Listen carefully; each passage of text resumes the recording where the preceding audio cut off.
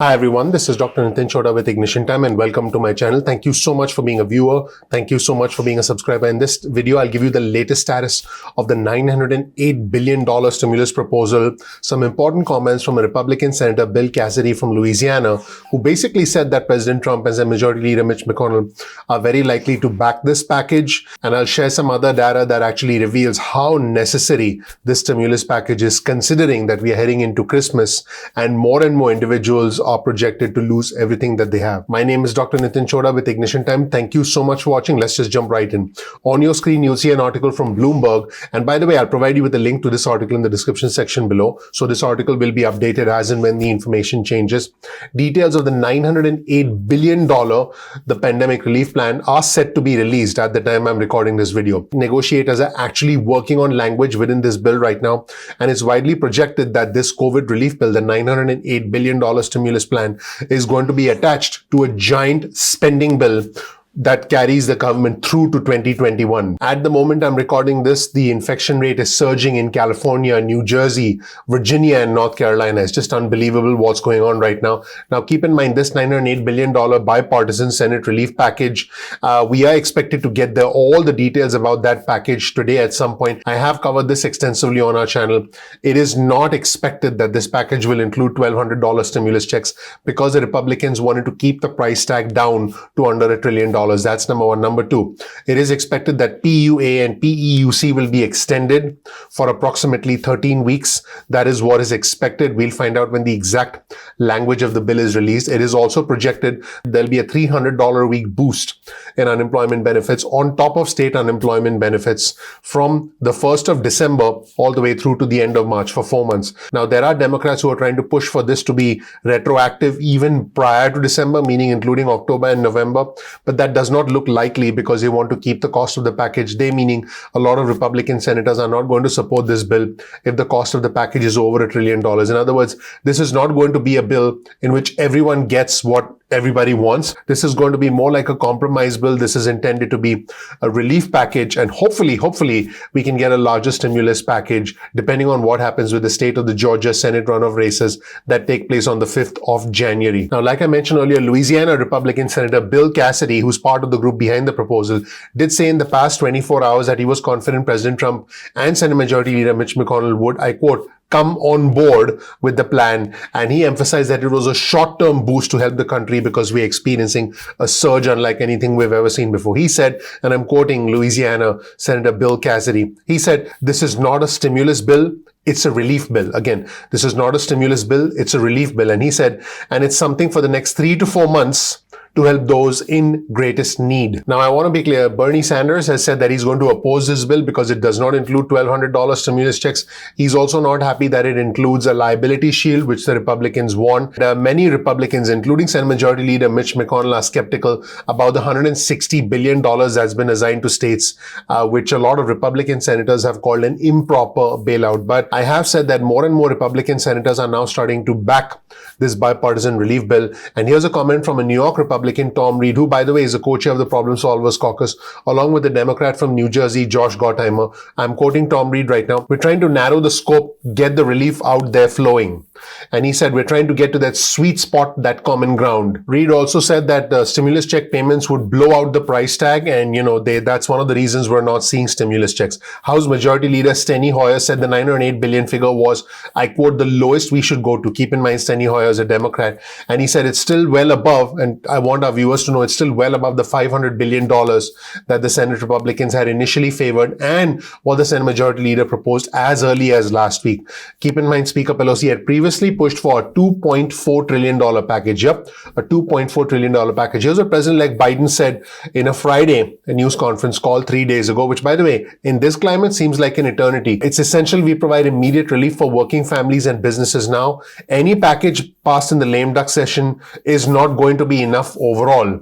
And he did talk about another package needed down the road.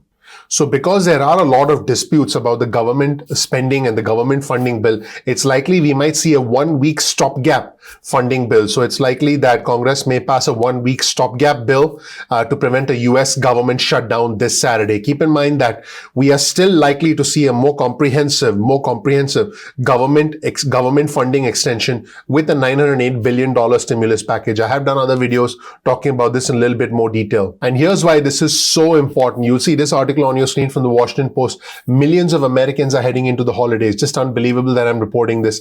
Unemployed and over $5,000 behind in rent from the Washington Post. Economists warn that many unemployed families will not be able to pay rent and utilities without more stimulus aid from Congress. According to data from the Washington Post, nearly 12 million of our fellow Americans will owe an average of $5,850 in back rent and utilities by January. This was according to data from Moody's Analytics. Last month, 9 million renters were behind on rent, but now that number is going to spike to 12 million without any additional assistance. Now the 9 million number was according to a Census Bureau survey. These numbers were especially high for individuals with children, the most vulnerable amongst us because they are caretakers. So the numbers were especially high for individuals with children, with 21% falling behind on rent, and among families of color, about 29% of black families and 17% of Hispanic renters were behind, according to the Census Bureau.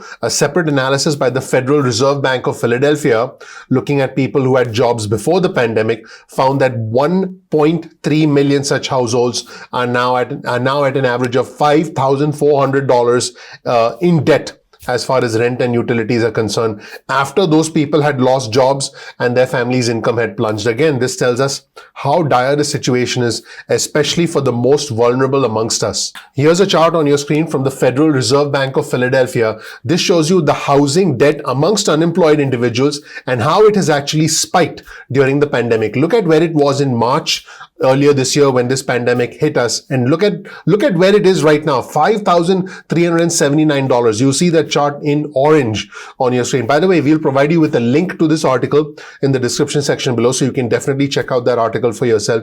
You'll see that this data was essentially it was calculated using 1.3 million rental households where someone lost a job during the pandemic and they are now behind on average nearly $5,400 in rent and utilities. Look at where people were back in March, $558 behind. In April, $715 behind. And then every month that number kept on increasing. And then in September, October, November, it goes out of control. In September, individuals were $3,335 behind. In October, these families who were, in other words, individuals who were unemployed and who were renters, were $4,000 behind, $4,020. In November, $4,708 behind. In December, $5,379 behind. This is going to leave financial effects, financial scars that possibly last for generations. So what is Congress actually doing? Today, Bill Cassidy, who's a Republican senator from Louisiana, was interviewed, and he said that both sides are moving back and forth, and he said folks are trying to find a solution. I really wish we would get something more definitive from these individuals, but it does seem like we're moving closer to something now. Hopefully, given the fact that the situation is so dire for many of us, especially individuals who are in travel, leisure, entertainment, and hospitality. Again, I've mentioned this before. For these senators, it's about liability protection, or some high level things like making sure that their pieces of legislation like bailouts for states are included. For us, it's something simple like paying rent, putting food on the table, making sure that the lights stay on. So it's just unbelievable what's going on, and that's why I just want our viewers and subscribers to understand. That's why I decided to essentially start this channel. This channel is about the country, it's about the economy, and it's about your money. We need to be able to come together with objective information. We need to be able to support each other. For me, it's not about the red or the blue. It's about the red, white, and blue. I'm not Democrat. I'm not Republican. I'm American. One more time, the Ignition Time channel is about the country. It's about the economy, and it's about money. Now, let's take a look at Senator Bill Cassidy, Republican from Louisiana, and let's see what he had to say about the ongoing negotiations about the $908 billion Senate bipartisan bill. Let's take a look. The idea of the liability package, the last I understood it was the Democrats were in favor of saying, okay, we'll give you liability, but that only gets you through the beginning of next year, and then it has to be renegotiated. And I think that McConnell would like to see something that's a little more permanent than that. Is there movement on that? Where does that stand right now? Well, let's just say right now it's moving back and forth. But the point being that at the beginning of the pandemic, there were no guidelines. And so if somebody's going to sue a bar, alleging that they were infected at the bar, when initially we were being told not to wear a mask, and then we're told to wear a mask. But there's this murkiness of guidelines at the outset. How do you decide what is your standard? I'm not an attorney, but is it gross negligence? Is it ordinary negligence? How much you spend on causation? And you could just bankrupt a small business just by the process of establishing whether or not they adhered to a safe harbor at a certain point in time. By the way, what is a safe harbor? So that murkiness is what we need to clear up. We feel like it could have a chilling effect a bankrupting effect upon small businesses. So we're trying to work through that process and then going forward.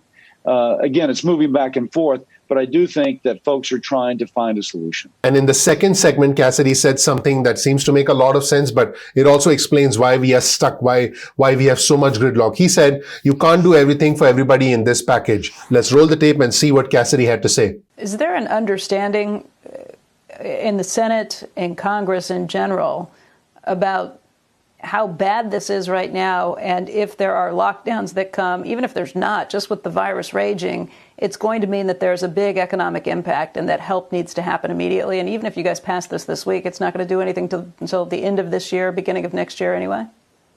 Well, first, I understand it. I can promise you the people working on this committee understand it. One thing that frustrates me, some folks are saying, well, it doesn't include this and it doesn't include that, and so I'm not going to vote for it. I'm thinking, wait a second. You're telling me that because everybody doesn't get everything, no one gets anything.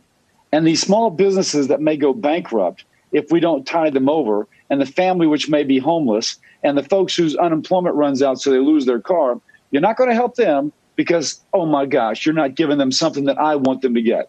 At some point, we got to, one, recognize the need, recognize that this is a relief package, but recognize that we can't do everything for everybody. So we have to do as much as we can for as many people as we can. If we can do that, then I think we get a package through.